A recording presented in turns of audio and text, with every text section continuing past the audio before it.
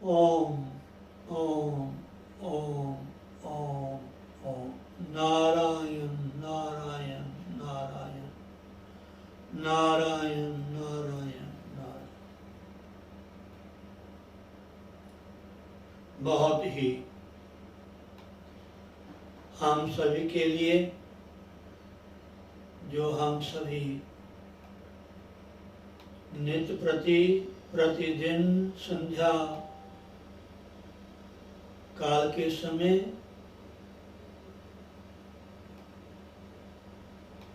जो समय केवल ध्यान के लिए, भजन के लिए, साधना के लिए, हरि नाम संकीर्तन और हरि कथा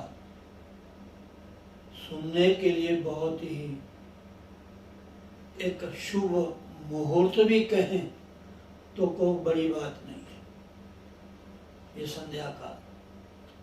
और वो भी हमारे गुरुदेव भगवान जी के श्री चरणों का, उनके दिव्य गुरु स्थान का, जहाँ गुरुदेव भगवान जी के यहाँ चरण विचरण हुए हैं। अपने चरणों से हमारे गुरुदेव भगवान ने इस धरती को, गौमसू की कोई खन्ना, अमलोड़, इसके कण कण को पवित्र किया है उन्होंने अपने चरण कमलों से। वैसे तो पूरे भारत में ही वो पैदल पद यात्रा की उन्होंने अपने समय में, और ये सत्य बात है। ऐसे महापुरुष, ब्रह्मज्ञानी,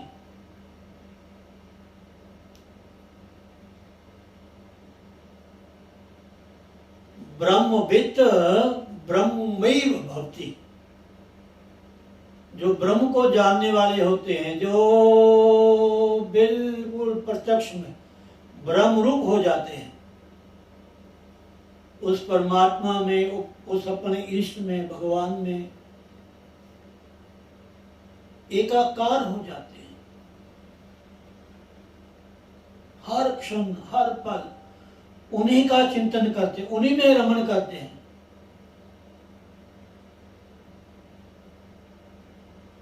आत्मा में, परमात्मा में, और उस निराकार परमात्मा का एक ही मंत्र है मूल, एक ओंकार, ओम ओम ओम। ओम की साधना महाराज बहुत ही विलक्षण है, आम व्यक्ति नहीं कर सकता।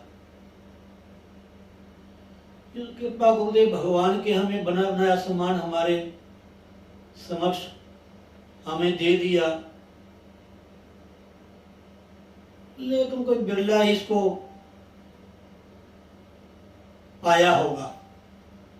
हर इंसान के बस की बात नहीं है। गुरु की भाषा, गुरु का इशारा, गुरु कृपा, गुरु दृष्टि,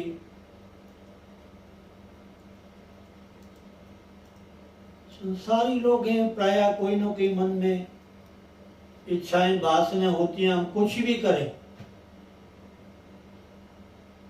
भजन गाएं, भजन करें, भक्ति करें, कथा सुने, अपने घर के पूजा रूम में बैठ के नित्य प्रति भले हम ध्यान लगाएं, फिर भी हम संसारियों के भीतर कुछ न कुछ स्वार्थ छिपा ही होता है, उससे हम अछूते नहीं रह सकते।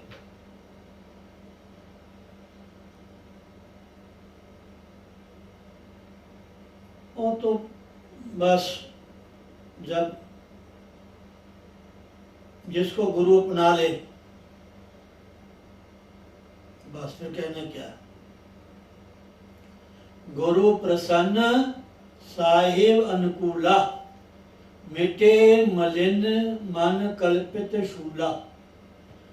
जब गुरु प्रसन्न होते हैं, दयालु होते हैं, कृपा करते हैं, तो महाराज मिटे मलिन मन कल्पित शूरा।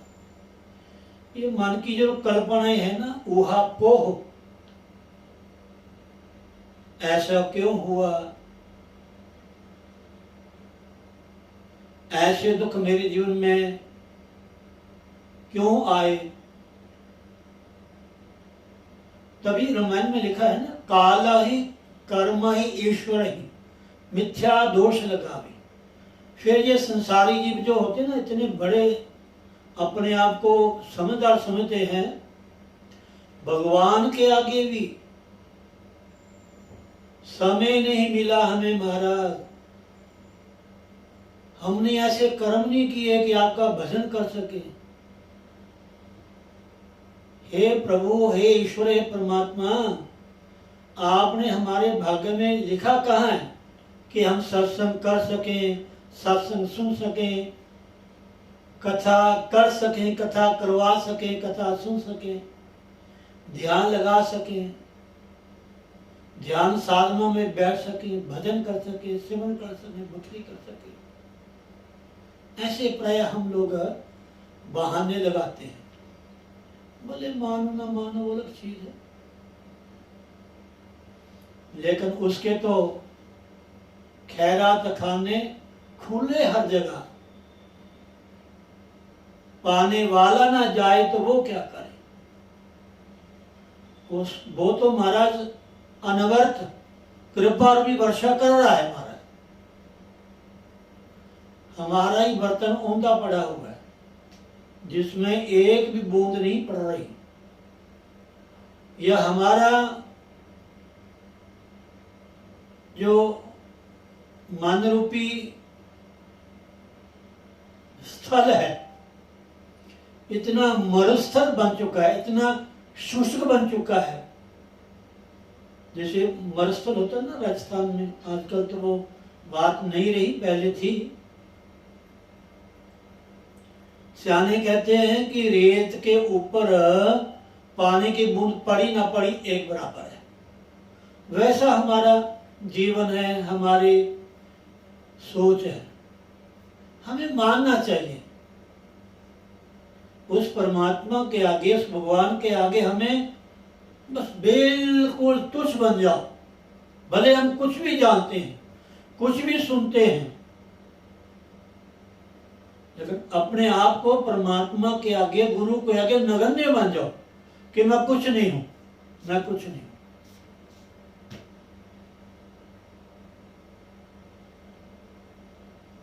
जैसे बद्रीनाथ धाम है, चारों धामों में एक धाम है बद्रीनाथ, बद्रीनाथ, रामेश्वर, कन्याकुमारी, द्वारका जी,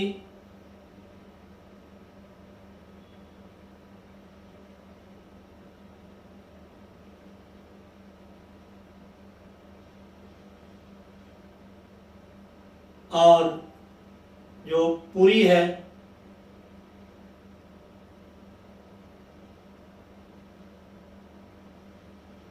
ये 4 धाम है। तो आपने अगर बद्रीनाथ जाना है तो पहले हरिद्वार आएगा ही आएगा। भले आप घूम के कहीं और चले जाओ, अलग चीज है, कई रास्ते हैं, लेकिन बद्रीनाथ इस कलयुग में हमारी भाग भूमि में साक्षात बैकुंठ है महाराज। बैकुंठाधिपति भगवान विष्णु का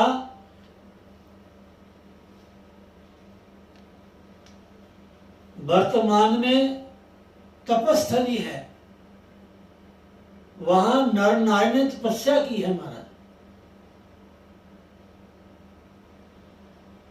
ये केदारनाथ और बद्रीनाथ कुछ समय पहले दोनों एक ही थे, ऐसे सुना है, ऐसे मैंने पढ़ा भी है। थोड़ी सी पूजा में अशुद्धि रह गई, दोनों का एक ही पुजारी था बद्रीनाथ केदारनाथ का। थोड़ी सी पूजा में अशुद्धि रह गई, दोनों पहाड़ अलग हो गए। बद्रीनाथ इधर हो गया, केदारनाथ इधर हो गया। माने हमारी जो भारतीय वैदिक सनातन पद्धति है ना, ये बहुत ही एक सूक्ष्म है। इसका ऐसे सनातन नाम नहीं रखा। सनातन धर्म का मतलब किसी संप्रदाय का, किसी सामूहिक संगठन का वो धर्म नहीं है, या किसी जाति का धर्म है सनातन। सनातन मतलब पुरातन, पुरातन मतलब शाश्वत, अनादिकाल। यूं कह लो साक्षात परमात्मा ही धर्म है। रामो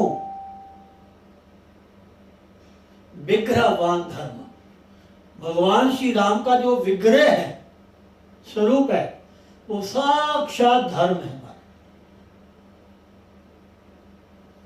राम जी ने अवतार लेकर के हम पूरे विश्व के लिए एक आदर्श स्थापित कर दिया, मर्यादा स्थापित कर दी, बता दिया कि धर्म क्या है। जब से हम धर्म को एक देशीय मानने लगे, केवल कुछ विशेष स्थलों में ही धर्म को हमने स्थापित कर दिया, धर्म को हमने अपने जीवन का अंग नहीं बनाया।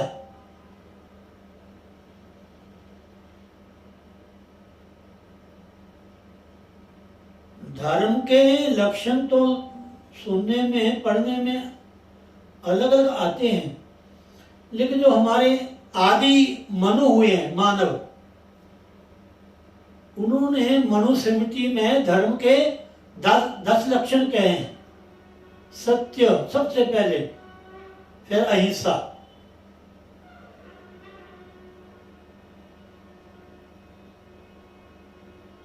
चोरी ना करना, पवित्रता, ऐसे 10 लक्षण धर्म के हैं। और कई लोगों ने इसके एक एक अंग को पकड़ लिया और अपना मत बना लिया। ये प्रायः हमें देखने को, पढ़ने को मिलता है, लेकिन संपूर्ण जो धर्म का वो व्याख्या है, वो 10 सूत्र हैं धर्म के, 10 लक्षण।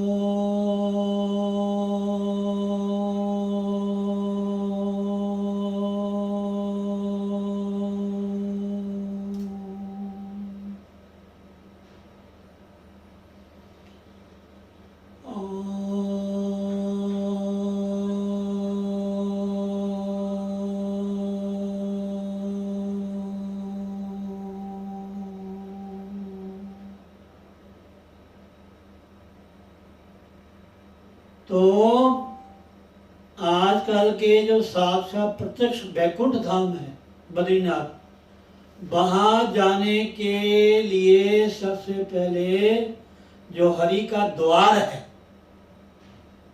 वहां से हमें यात्रा प्रारंभ करनी पड़ती है। उसके आगे स्टॉपेज आते हैं, आप लोग सुन लेना, पढ़ लेना, वहां जाके पता कर लेना। बद्रीनाथ के लिए पहले हरिद्वार, फिर उसके बाद ऋषिकेश, उसके बाद देवप्रयाग,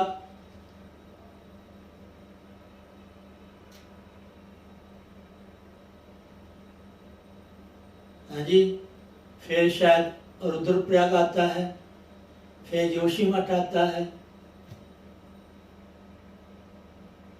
हैं जी, वहां भी छोटे छोटे प्रयाग आते हैं।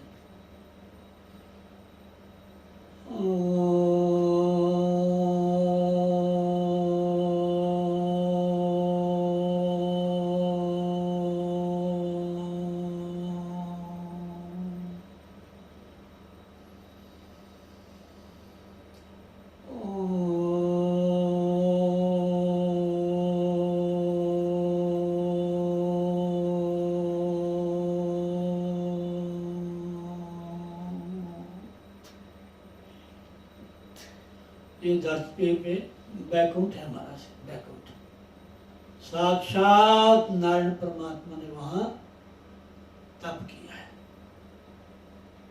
बड़ा सुंदर इतिहास है। व्यास गुफा है,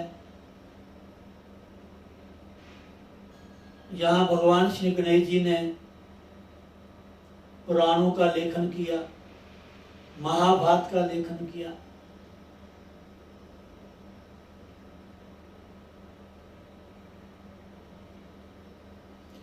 हमारे नैमिषारण्य में तो कथाओं का प्रचलन हुआ।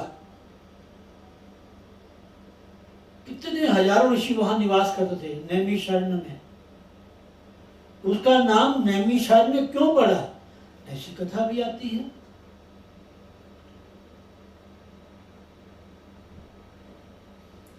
जो धरती पे तीर्थ हैं, माता बहनों भाई बंधुओं, इसका नाम नहीं सुन सकते। मैं कई बार कहता हूं, जहां घर में बैठे जिसका आप ध्यान कर रहे हैं, जिसके माध्यम से आपके कानों में ये आवाज पड़ रही है ना, उस स्थान के बारे में कई बार मैं रिपीट कर चुका हूं। सत्य बात है। भगवान शिव स्वयं अपने मुखारविंद से कहते हैं, वाराणसी प्रयागादो यद गत्वा फलम लभेत। बनारस प्रयाग आदि आदि आदि जितने भी तीर्थ है, इन तीर्थों में जाने से जिस फल की प्राप्ति होती है, तत् कोटि गुणितम फलम, तत् फलम कोटि गुणितम, तत् फलम कोटि गुणितम गुरु स्थान से दर्शनार्थ।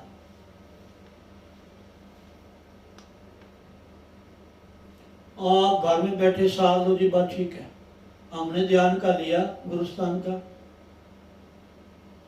उतना लाभ नहीं मिलेगा आपको जब तक पांव से चलोगे नहीं, हाथ से कर्म नहीं करोगे, वाणी से नाम नहीं लोगे,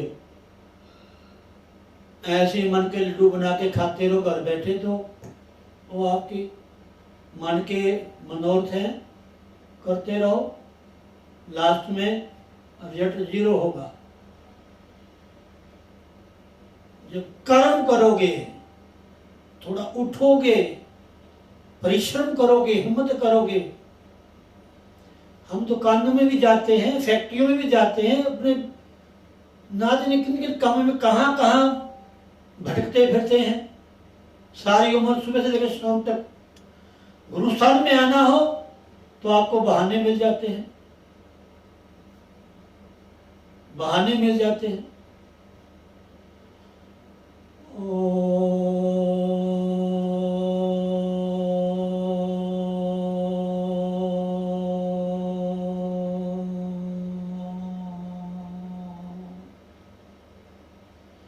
ये धरती में धाम है महाराज, धाम।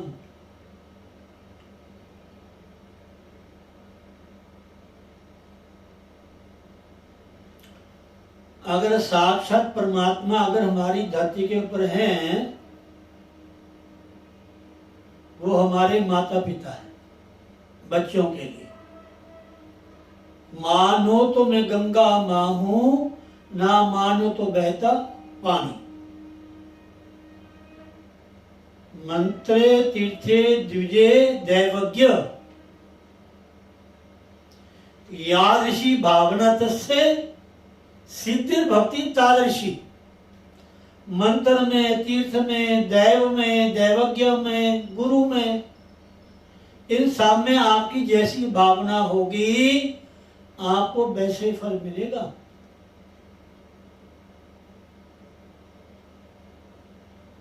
भावो ही विद्यते देव। जब तक भाव, श्रद्धा, विश्वास,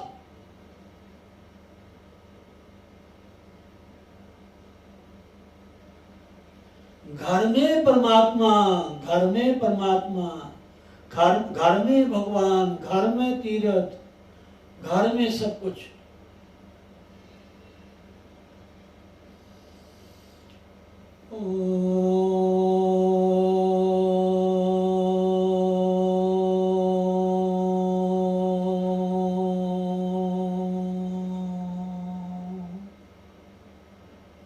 महाराष्ट्र में भगवान विठल का दिव्य धाम है।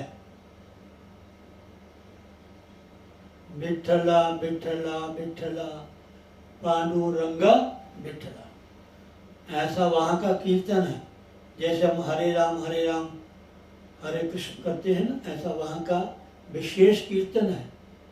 विठला विठला विठला पांडुरंग विठला, विठला विठला विठला पांडुरंग विठला।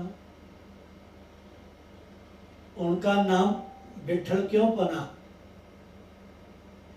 ये भी एक ऐसे व्यक्ति था, संसारी प्राणी, उसने कहीं से पढ़ लिया, सुन लिया कि माता पिता की सेवा से भगवान मिलते हैं, बस लग गया।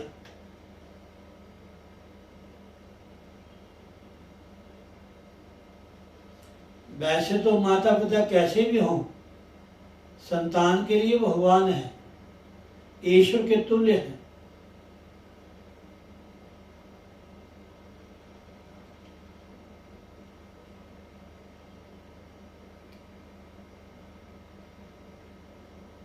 अगर माता पिता सही में धार्मिक हो, आस्तिक हो, सत्संगी हो,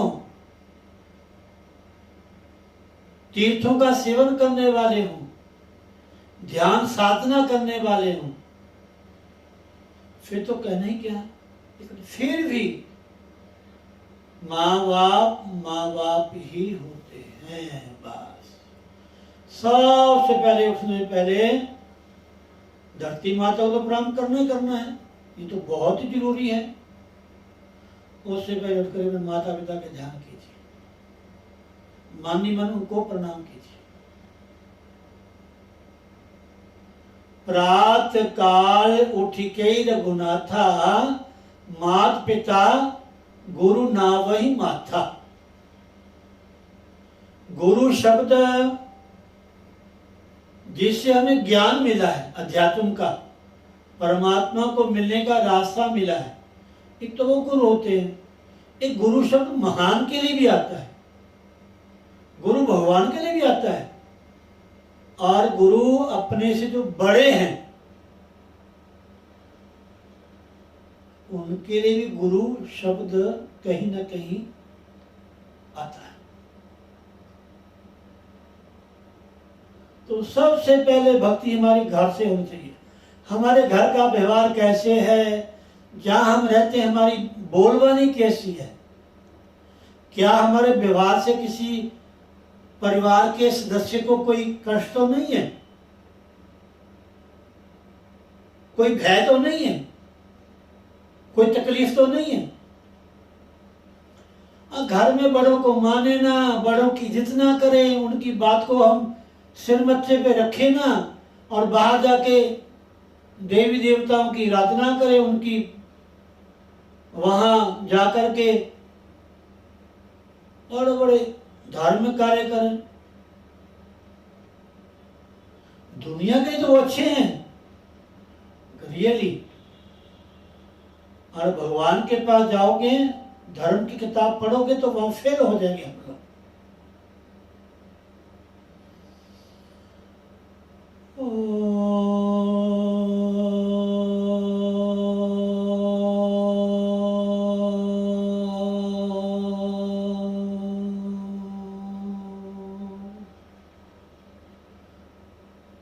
जब तक माता पिता होते हैं उनकी सेवा का, उनकी आज्ञा का, उनकी बातों का हम प्राय इग्नोर करते रहते हैं, ध्यान कम देते हैं।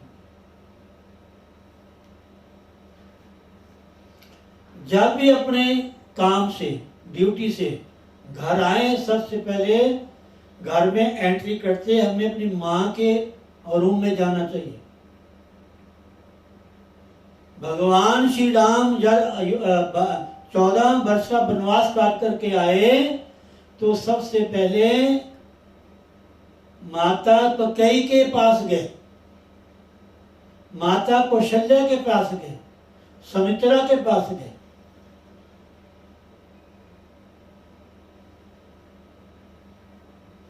प्रातः काल उठ के रघुनाथा, मात पिता गुरु नावई माता।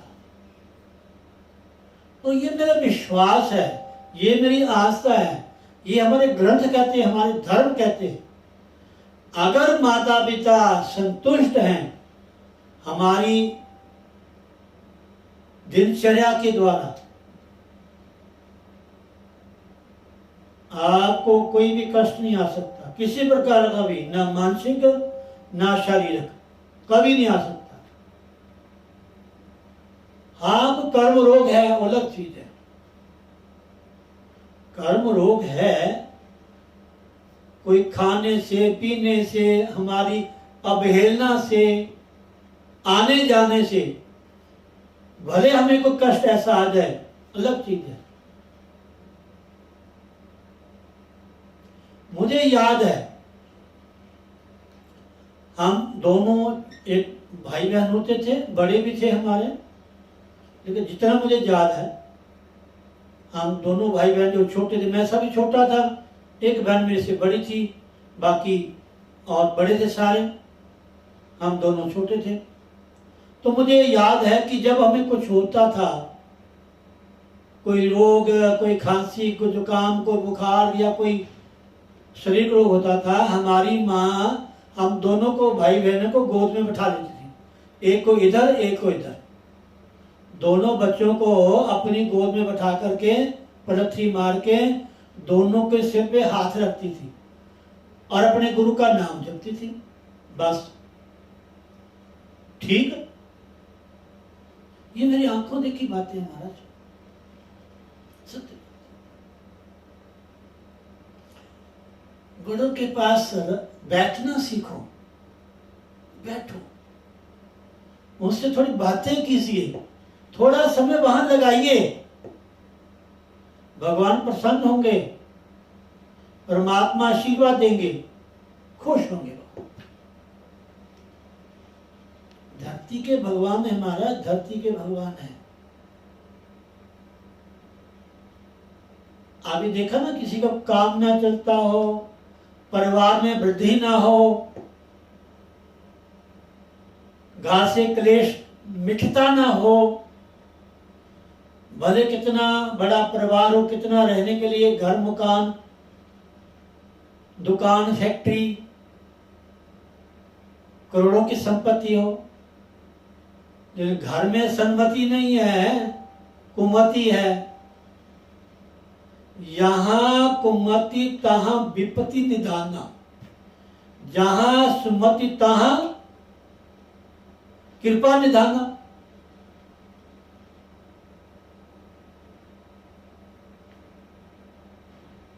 तो हम किसी ज्योतिषी के पास जाते हैं, ब्राह्मणों के पास जाते हैं, कोई पूछा देने वाला होता है, हम उसके पास जाते हैं, वो कहते हैं जी आपके घर में पितरी दोष है,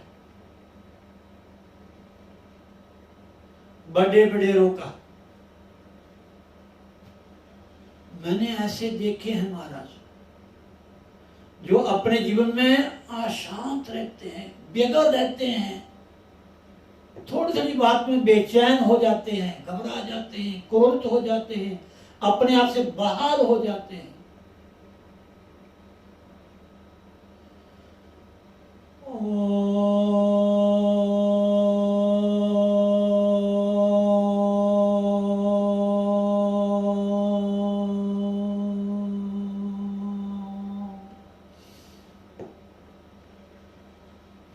महाराज श्री की जो जीवन झांकी है ना, हुंडी, उसमें महाराज में लिखा हुआ है,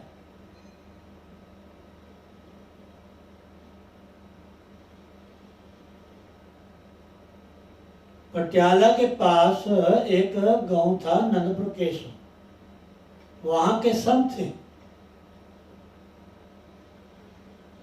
शायद उनका नाम बसंत प्रकाश था या बसंत मुनि था, ऐसा मैंने शायद उसमें लिखा है, मेरे ज़्यादा याद नहीं है। तो संत आते थे, महाराज श्री कहते थे हम चल रहे, बच्चे थे, बालक थे, तो हमने जब महाराज श्री ने आना, कथा का समय होना, तो हमने वो कच्ची जगह होती थी, उसको झाड़ू लगाना, पानी छिड़काना, उनके लिए चौकी लगाना, बस्तर बसाना, ग्रंथ रखने के लिए, वो कथा सुनाते थे।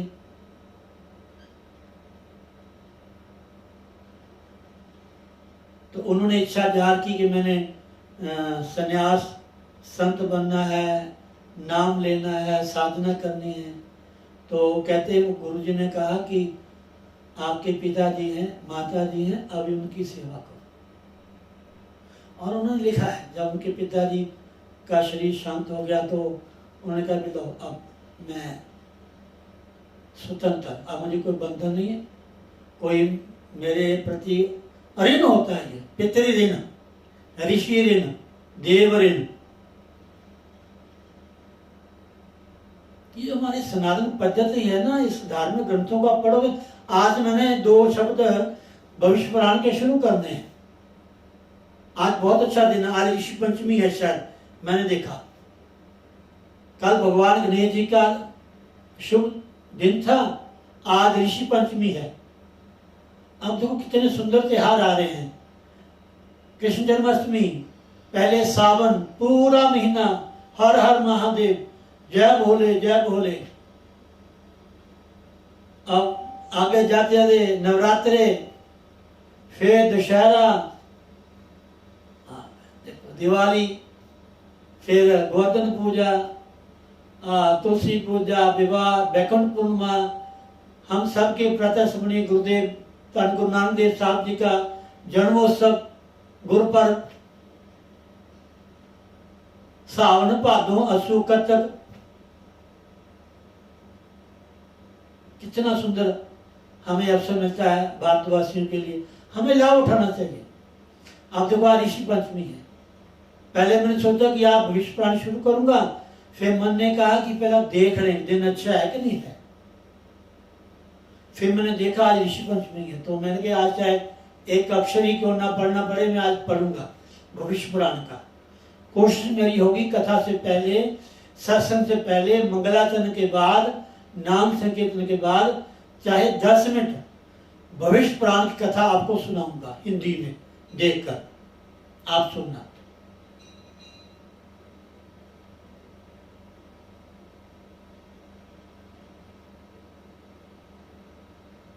तो इसलिए धरती पे संतानों के लिए अगर भगवान है तो माँ बाप है, और शिष्य के लिए गुरु भगवान है। गुरु ब्रह्मा, गुरु विष्णु, गुरु देवो महेश्वरा। मैंने एक छोटी किताब है सर्वतावली, यहाँ खन्ना आने से पहले की बात है, उसमें लिखा है कि एक अक्षर का दाता भी कोई आपका गुरु है, किसी ने एक अक्षर भी ज्ञान का आपको दिया है, तो आपके लिए वो सम्माननीय है, वंदनीय है,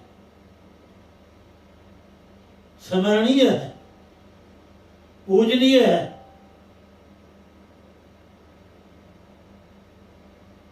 समझे नहीं? आज जो अध्यात्म के गुरु हैं, जिन्होंने हमें नाम दिया है परमात्मा का,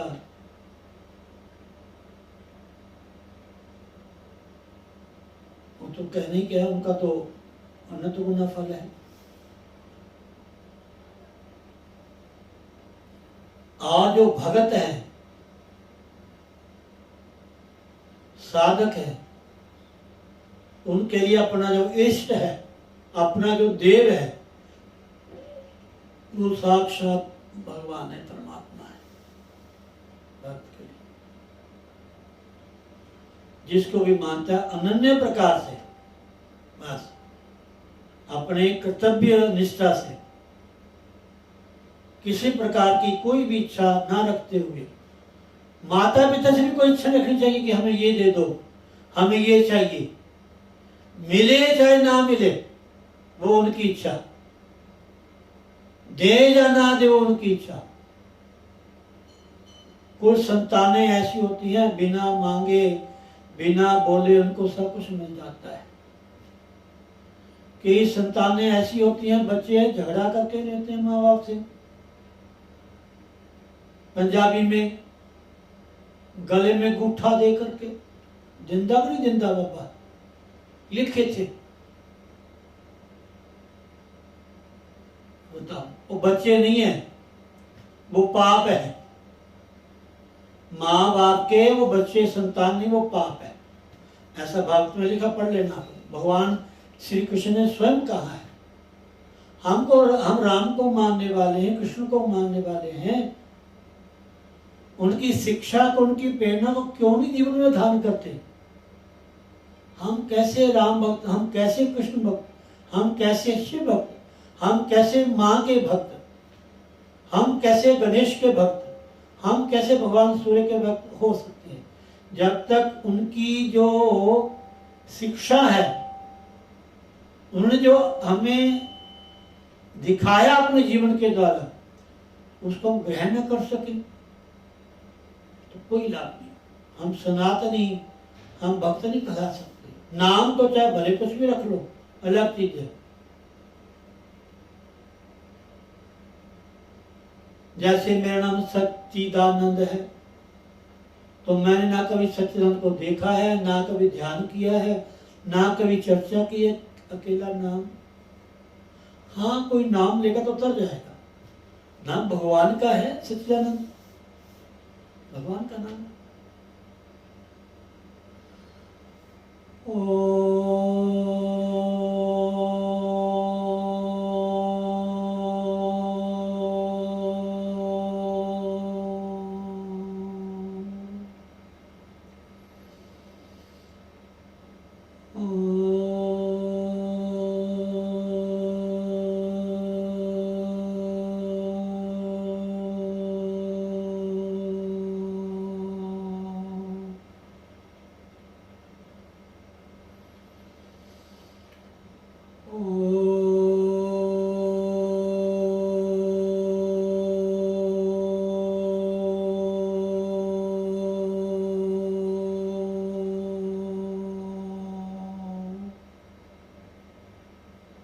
तो इसलिए हम सबके लिए बहुत ही अच्छी बात है। देखो हमें पता है नहीं, कई एकादशी, अभी रिकी शाही जी कह रहे थे 8 सितंबर को आपका 100वां एपिसोड होगा। ये सत्संग का जो दिन है, जो हमें रोज, बड़ी कृपा है गुरुदेव भगवान की, हमें इसी जगह बैठने के लायक बनाया।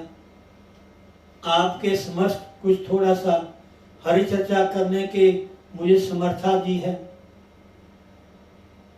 कहाँ समय है, कहाँ मन इसमें लगता है, बिना उसकी कृपा के। बिनु सत्संग न हरि कथा, तही बिन मोह न भाग, मोह गे बिनु राम पद, होय न दिर और नाग। बिनु विश्वास भक्ति नहीं, तही बिनु द्रवहि न राम। राम कृपा बिनु सपने हो, जीवना नहीं विश्राम। मान कहती है हमारे ग्रंथ कहते हैं, बिनु विश्वास भक्ति नहीं, तही बिनु द्रवहि न राम। जब तक हमारे जीवन में उसकी भक्ति नहीं आएगी, जैसे भगवान शिव ने कहा, बार बार बर मांगयो, हर्ष देहु श्री रंग, पद सरोज अनुपायनी। भक्ति सदा सत्संग अनुपायनी, सतत सतत, बिना नागा, कोई नाका ना पड़े महाराज। खाना रह जाए, पीना रह जाए, सोना रह जाए, कितना कष्ट हो शरीर को, बैठ जाओ वापस। अब मुझे किसी ने बताया कि हमारे माता जी उनको ऊंचा सुनता है, तो कहते हैं हम जब आपका सत्संग शुरू होता है उनके कान में वो स्पीकर लगाते हैं, वहाँ कुर्सी बैठे वो सुनते हैं कथा को।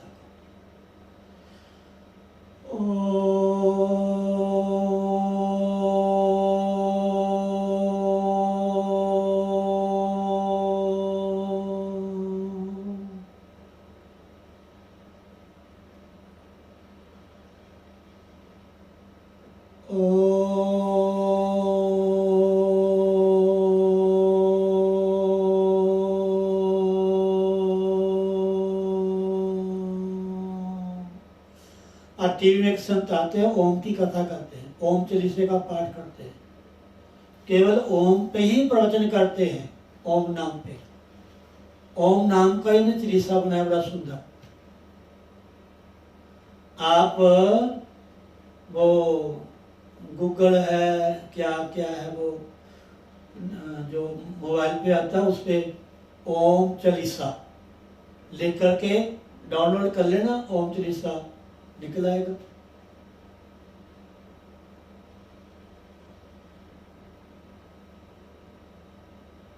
शब्द शब्द शब्द शब्दे उपजे शब्दे विंसे शब्दे रेहा समाय। नारायण नारायण नारायण, शुभकामनाएं शिवा। जय श्री राधे, जय श्री राधे, जय श्री राधे। संक्षिप्त भविष्य पुराण के, उसके बाद आपको भजन छोटा सा। ओम श्री गणेशाय नमः, ओम श्री परमात्मने नमः, ओम नमो भगवते वासुदेवाय। संक्षिप्त भविष्य पुराण पहला है ब्रह्म पर्व है, जैसे अध्याय होते हैं, स्कंद होते हैं, ऐसे पहला जो चैप्टर है इसका ब्रह्म पर्व है। उसमें आपको जिसकी मुख्य लाइनें हैं, हेडिंग, वो आप सुन लें। उसके बाद 2 श्लोक मंगलाचरण के ग्रंथ के आधार पे, उसके बाद कल को जैसे ठाकुर जी कृपा करेंगे कोशिश करूंगा कि मैं 2-2 5-10 मिनट का ये हिंदी जो लेख है पुराण का आपके समक्ष मैं आपको सुना सकूं। आपको आनंद आएगा इसका, जब सुनोगे ना आपको आनंद आएगा। संक्षिप्त भविष्य पुराण ब्रह्म पर्व, इसकी हेडिंग है मुख्य व्यास शिष्य महर्षि सुमंतु, यानी भगवान व्यास जी के शिष्य जो हैं उनका नाम है सुमंतु ऋषि, और एक राजा हुए शतानीक। इन दोनों का संवाद है, महर्षि सुमंतु और राजा शतानीक, ये दोनों का एक दूसरे के प्रति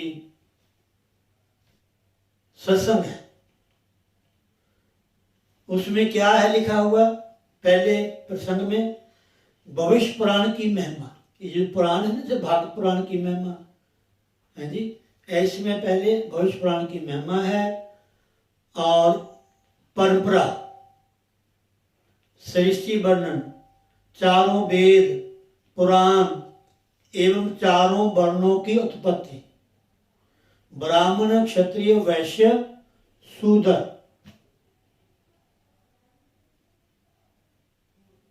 चतुर्विध सृष्टि, 4 प्रकार की सृष्टि, काल गणना,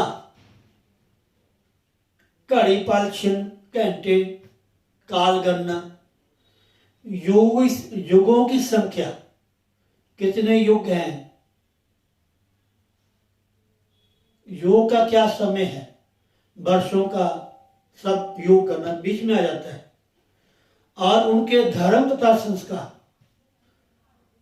हर युग का धर्म होता है, देवता होते हैं, ऋषि होते हैं, भगवान अवतरित होते हैं, उन युगों के जो संस्कार हैं, संस्कृति है, उसका संक्षेप में इस पर्व में आपको सुनने को मिलेगा। बस मंगलाचरण करें, उसके बाद कल को सुनाएंगे आपको। नारायणं नमस्कृत्य नरं चैव नरोत्तमं देवीं सरस्वतीं व्यासं ततो जय मुदीर्येत्। जयति पराशरसूनु सत्यवती हृदय नंदनो व्यासः। यस्यास्य कमलगलितं वाङ्मयं ममृतं जगत् पिबति। यो गोशतं कनकशिङ्गमयं ददाति। विप्राय वेद विदुषे च बहुश्रुताय। पुण्यां भविष्य सुकथां शृणुयात् समग्रां। पुण्यं समं भवति तस्य च तस्य चैव। तो सबसे पहले भगवान नारायण जी को नमस्कार किया है। भगवती देवी आदिशक्ति सरस्वती माँ को और भगवान श्री व्यास जी को, फिर पराशर जी को जो सत्यवती नंदन जी हैं जी, उनके बारे में लिखा है। आगे इस पुराण का क्या महत्व है, क्या महिमा है, ये तीसरे श्लोक में जो आपने सुना है, गोशतम कनक सिंहमयम ददाति विप्राय वेद विदुषे च बहुश्रुताय। पुण्यं भविष्य सुकथां शृणुयात् समग्रां। पुण्यम समभवति तस्य च तस्य चैव। इसमें महाशिवपुराण कथा सुनने का या कथा का क्या महत्व है, क्या पुण्य है, उसकी महिमा का इस श्लोक में दिया हुआ है। वो कल को आपको सुनाएंगे। जय श्री राधे। बोलो सतगुरुदेव भगवान की जय। भविष्य पुराण की जय। व्यास जी महाराज की जय। जय श्री राधे। मैं तुझको 100 बार मिला, ए भक्त तुझे पहचान नहीं। मैं तुझको 100 बार मिला, ए भक्त तुझे पहचान नहीं। तो भगवान किस स्वरूप में हम मिलते हैं, कहाँ मिलते हैं, इस भजन के माध्यम से आपको सुनने को मिलेगा। ध्यान से सुने। उस दिन मैं भूखा नंगा था, बैठा था मंदिर के नीचे। रोटी का टुकड़ा मांगा था, तू निकल गया था दम खींचे। अपमान मिला दुत्कार मिलाए, भक्त तुझे पहचान नहीं। मैं तुझको 100 बार मिलाए, भक्त तुझे पहचान नहीं। मैं कुष्ठ रोग का रोगी बन एक दिन आया तेरे द्वारे।